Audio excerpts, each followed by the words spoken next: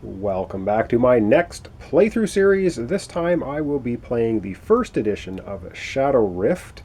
It's a deck building game in which you are trying to defend the town of Haven. And it plays between 2 to 6 players, so I'll be doing a 2-player. It's fully cooperative.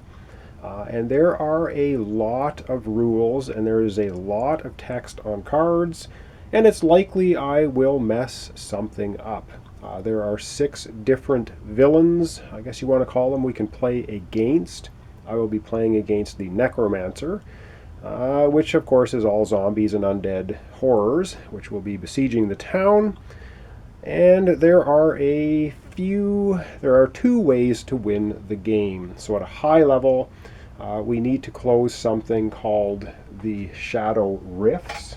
And the Shadow Rift card itself looks like this, and we add 1 per player into the monster deck, which I have done.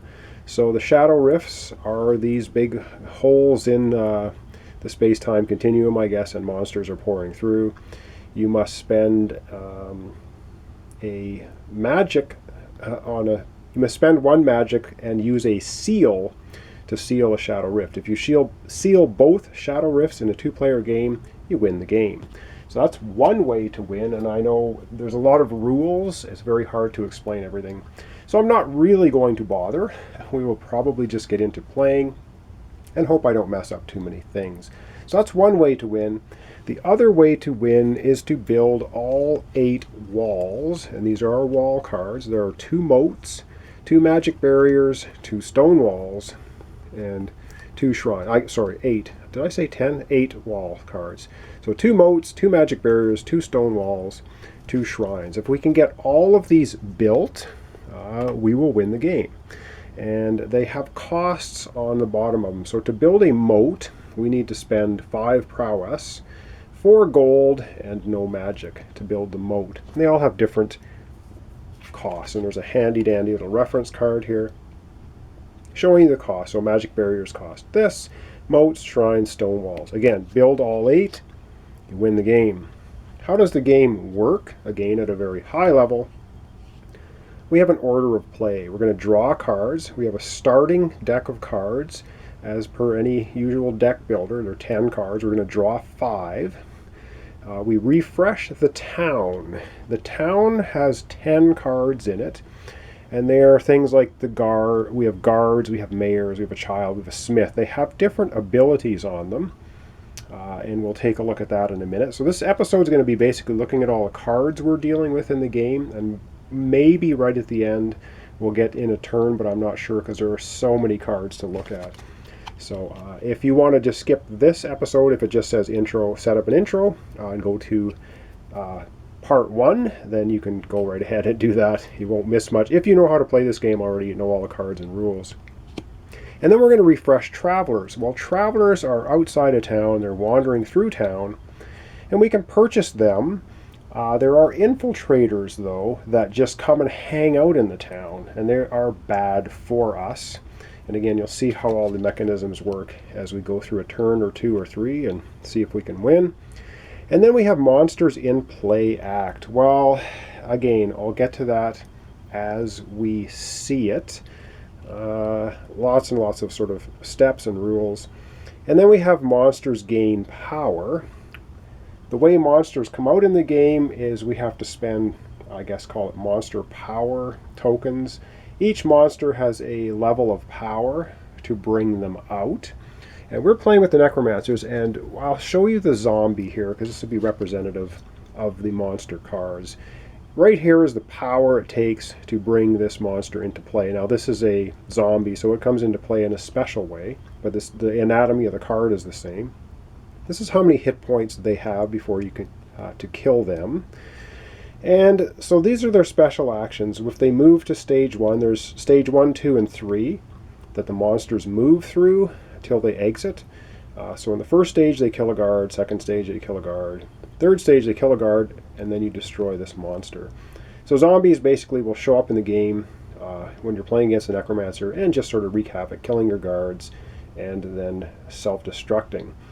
And it says right here on the card, do not include the monster Do not include this monster in the monster deck. Add a zombie, put the zombie on top of the monster deck. Worth no heroism. So another thing in the game is you gain heroism by defeating monsters. And the heroism card, we'll go through the card. I guess I'll show you the heroism card right now so you can see what it is. The heroism card is basically, it can be used as 1 gold or 1 magic or 1 prowess. And when you pull this card in your deck, then you draw another card when you draw heroism. So that is the heroism card. Very versatile, very good. You get those for killing monsters. But against the Necromancer, you don't get it against killing a zombie. Again, 50,000 feet, lots of rules. So monsters will gain power. Then you add new monsters. And what it means, there's a monster deck here. You start flipping these cards over and you see how much power it takes to activate them or bring them out onto the board, into your village, attacking the village. And when it says monsters gain power, the step before, because we're playing a 2-player game, when it says monsters gain power, they automatically get 2. So every turn, we're going to get 2. So we're going to be adding new monsters. And then cards will go into the monster power area, which will maybe cause even more power for the monsters. So as an example, Shadow Rift card here, which we looked at earlier, has got one of these little gate symbols on it. That would add 1 power to the monsters. If we had a Shadow Gate, or yes, a Shadow Rift show up, it's going to add 1. So we would be adding 3 power per turn. And you don't want a whole lot of power accumulating there because it can bring out more and more monsters. You can bring out multiple monsters per turn. And at the very end, we have Heroes Act. And the way Heroes Act is a little bit, well, not unusual, but a little different in this game. You can act in any order. So player 1 can go do something, then player 2 can do something, and then 2 can do something else and go back to 1. It's not one player goes then the next. It's simultaneous almost kind of play. So that's an interesting mechanic. And there are some benefits to this as we look at some of the cards. Because some cards say, if you're not the first person to attack, then this special thing happens. And so you kind of try to time your activities. So fully co-op, you're going to be, if you're playing with a group of people between 2 and 6, you're going to be talking to each other, deciding who does what, when, what's the most beneficial thing. Now, like I said, there's about 1,000 little rules in the game. That was the gist of the order of play that we had a look at here. Now what I'm going to do is we're just going to very quickly take a look at each of the cards. So there are 8 cards that we can use to buy. As per Deck Builder, so you're able to buy cards. And there's 8 of them, and I forget which one here now. Draw one of these backs is the Necromancer, and which one is it? Let me see if I can find it here. There is the Necromancer card. So we're playing against the Necromancers. And of course it says the ideal strategy in the scenario is to construct walls and use them to block enemy zombies. Well, maybe we'll do that, or maybe we'll try and close the 2 Shadow Rifts and win the game. So the cards that we use against Necromancers, you can do it randomly if you want, but this is, I guess, the suggested way. Is we're going to have Brawler, Elixir of Life, Fireball, Lightning Daggers, Resurrect, Rousing Speech, Thieving Strike, and Wild Charge. And I'll show you those here in a second, each card, so you get a chance to see exactly what each of those cards does. And I think with that, so we'll look at those, we'll look at our basic cards. We will look at the 8 cards I just showed you there. We will look at who's in the town right now, who are our 2 traveling villagers, and then if there's time at the end, maybe we'll do 1 round, but like I said, I'm not sure if we're going to get to that because there's a lot to look at. So let's drill down, readjust the camera, and we're going to start looking at some of these specific cards. Alright, so as a little high level here, so this is where the monsters are going to come out of. This is our monster deck. We've added the 2 Shadow Rifts in here. And of course there's a whole pile of Necromancer monsters that come out here. These are the zombies that appear under special orders from things that happen in the deck. We have a starting space, so monsters enter play on this space. So when we flip over here, if there's enough power, the monster will come out and go here. And we can have multiple monsters. And then during that monsters in play act, they'll start shuffling over. So this is the number 1 stage. Monsters move to this space and take their round 1 action. And as I showed you before, on the zombies, all these monster cards have like a 1, 2, 3 on them, and it tells you what they do when they move into that stage. So if a monster was sitting here, it moves into stage 1, it's going to do what it says on the card for stage 1. Then stage 2, stage 3, and then it's going to exit the board. So monsters on stage 3, if they're sitting here and haven't been killed, are going to go off into the monster area, monster power area. So they disappear from the board, basically. And if they have a symbol across here, which these zombies do not, that would add then to the power that shows up in the monsters gain power section. And that's bad. All right, I'm going to, again, move the camera. We're going to take a look at our townspeople that have shown up right now. And we're going to look at the 2 travelers. And then after that, we're going to look at all the rest of the other cards. And I will explain, we'll try to explain what they are. So let's take a look at our town right now. Okay, so here we have, this is basically our village, and there's 10 cards here. So there, of course, there's 5 we dealt out, 5 are going to come out next time. We have, I believe there's 4 guards in the deck. So let's take a look at the guard a little more closely. The reason they have a gold value at the bottom is because if they get killed, we're going to replace them with a corpse, and that's not good. We don't want corpses in our town. So anyway, if a monster would kill another villager or break a wall, the guard dies instead. So if you have a guard sitting out here in your town, when a monster says kill somebody, if it says kill the mayor, for instance, this is the mayor, the guard takes the fall. The guard's going to get put on the bottom of the traveling villager deck. So he basically gets killed from the town, and we replace the dead individual with a corpse. And I do believe that when you kill a guard, you replace it with a corpse, but I have to double check the rule because that may not be the case. All right, so we have another guard here as well. So let's take a look. We have the mayor, and play an extra action this round. Normally, a player can only do 1 action, and that's it. There are things called quick actions, which don't count as an action, and then there are things that are actions, like attacking. And the cards themselves will say action on them if they are an action. And I'll show you those cards here in a moment, so you'll understand that a little bit better. Okay, we have the child. This is another one of our starting 10 villagers.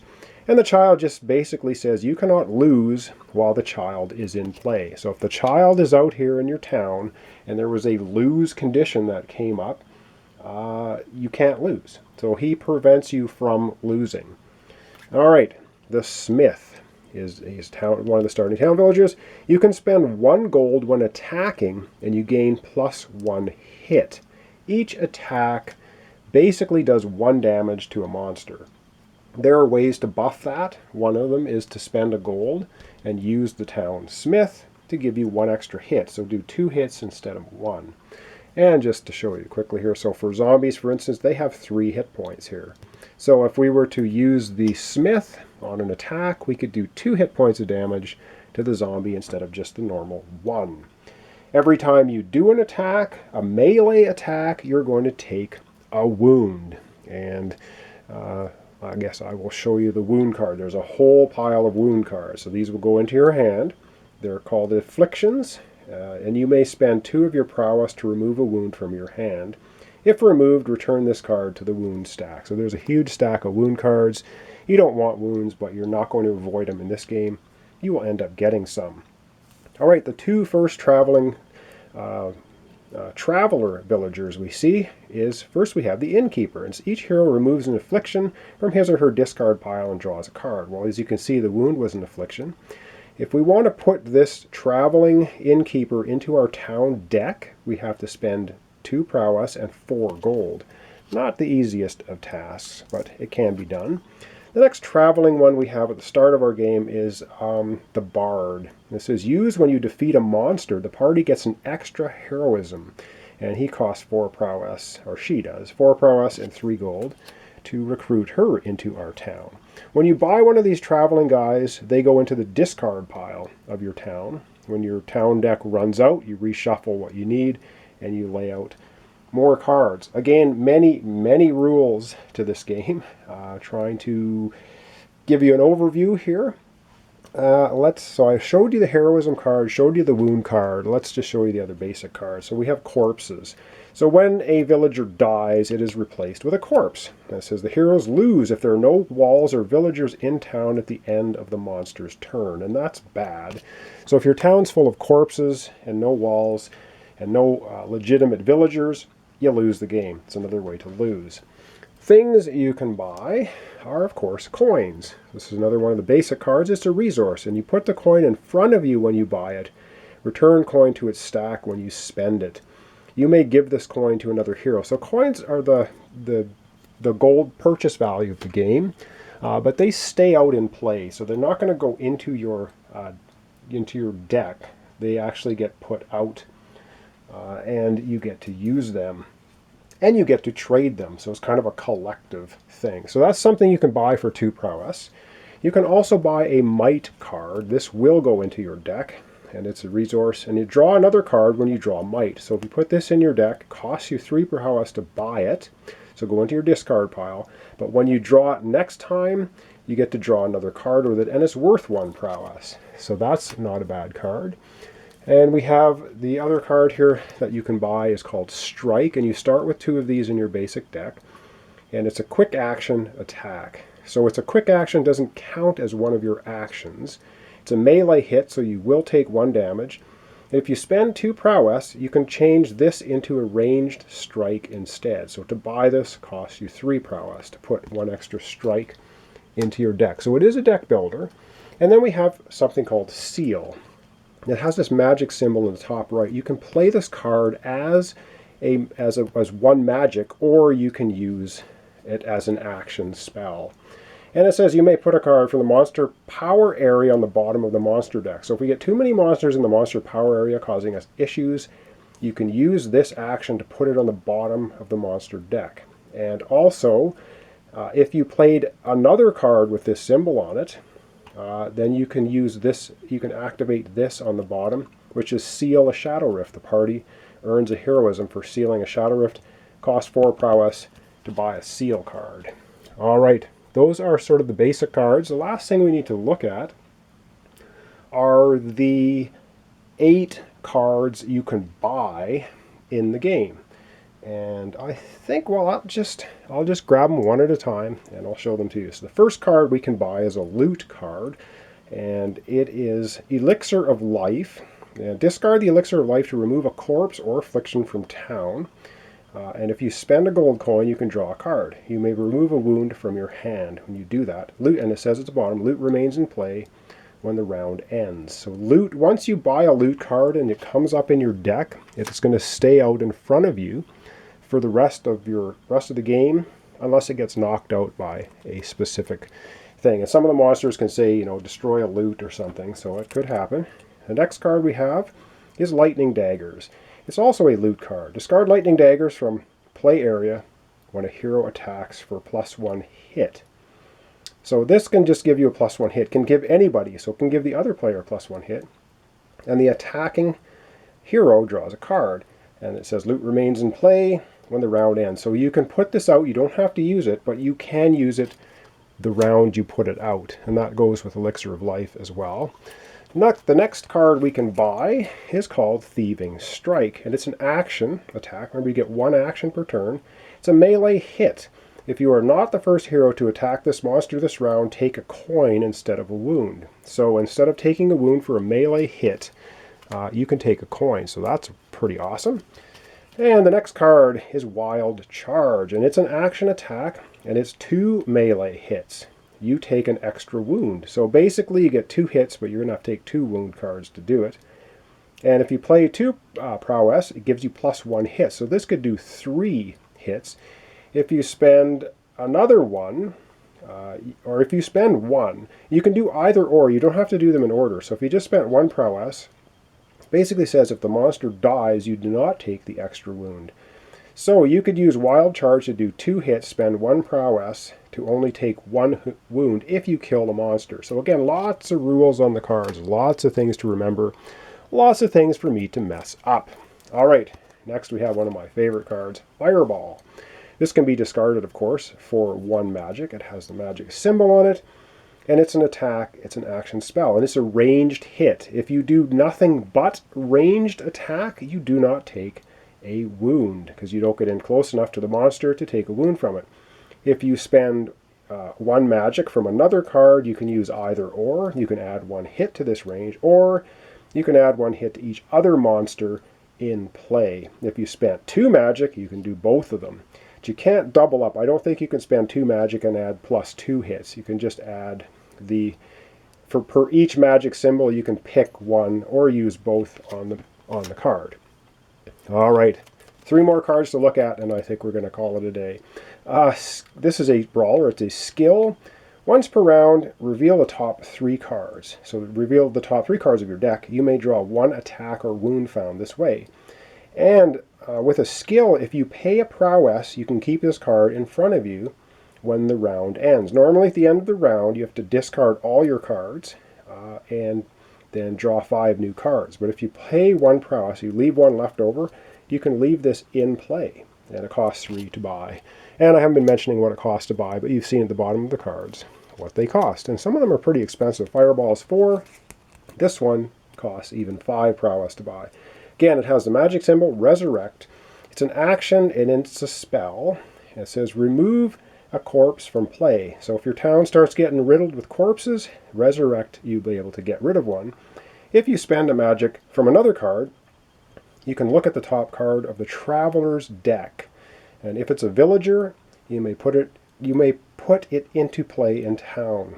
So you can get for free, basically, is what it's saying. If you flip over the top card of the Traveler deck, and it's a villager, which says Traveler Villager, it can immediately go into your town deck, which means it would go into the town discard pile. But it's a way of getting some of these traveling villagers into town for free, and you can see some of them are very expensive. 4 prowess, 3 gold to get the bard into town. And the last card we're going to look at for this episode is Rousing Speech. It's an action.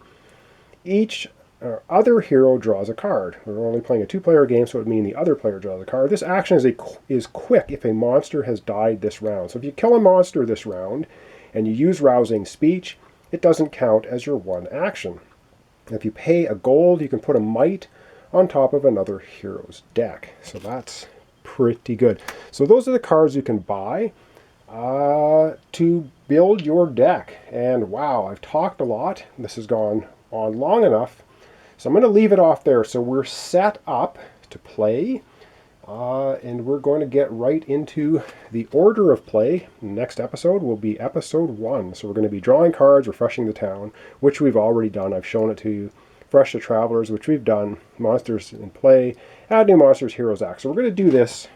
Probably get 2 or 3 turns in per episode. And I'm running out of breath. So that is the introduction to Shadow Rift. And this again is version 1. There's a version 2 out right now. They redid the game, I think on Kickstarter, I'm not sure. Came out with a new version. So I've got the old version here, but it's still a great game. And I hope not to mess up too many rules. And for the very last thing before we go, I'll just show you a deck. So these are the 10 starting cards. So you get 7 prowess, which will just give you 1 prowess and really nothing else. Starting cards have a little sword on the bottom. You get the strike, which we've already looked at, and it has a little starting symbol. And you get a card called Explore. And this is the last card. Look at the top card of the Traveler deck. You may put it on the bottom of the deck. If you spend a gold, you may put the top card of the monster deck to the bottom. So you can look at the monster deck and go, ooh, that is a really bad monster. Let's spend a gold. Spend a gold, look at it, and you can put it to the bottom so it won't show up. And the Explorer means you can look at this Traveler deck, because if you have an Infiltrator, and there's thieves and heretics and all kinds of nasty Infiltrator villagers, you can dump it to the bottom of the deck so it will not come up next turn. And and with that, that's going to conclude it. And I guess I don't have anything more to say. We've looked at all the cards, everything's set up, and we're ready to roll. So please join me next time for episode 1 of Shadow Rift. And we're going to go ahead and play this deck builder, I really like this deck builder. It's quite a fun game. It is very hard to win, as you will see. Things ramp up out of control very quickly, but it's still a ton of fun. So thanks so much for watching along. Thanks for subscribing to my channel if you do, and thanks for liking my videos as well with a thumbs up. I really appreciate it. So join me next time for the continuation of Shadow Rift. I'm going to be doing a complete 2-player playthrough right through to the end. So thanks so much for watching along, and we'll catch you next time.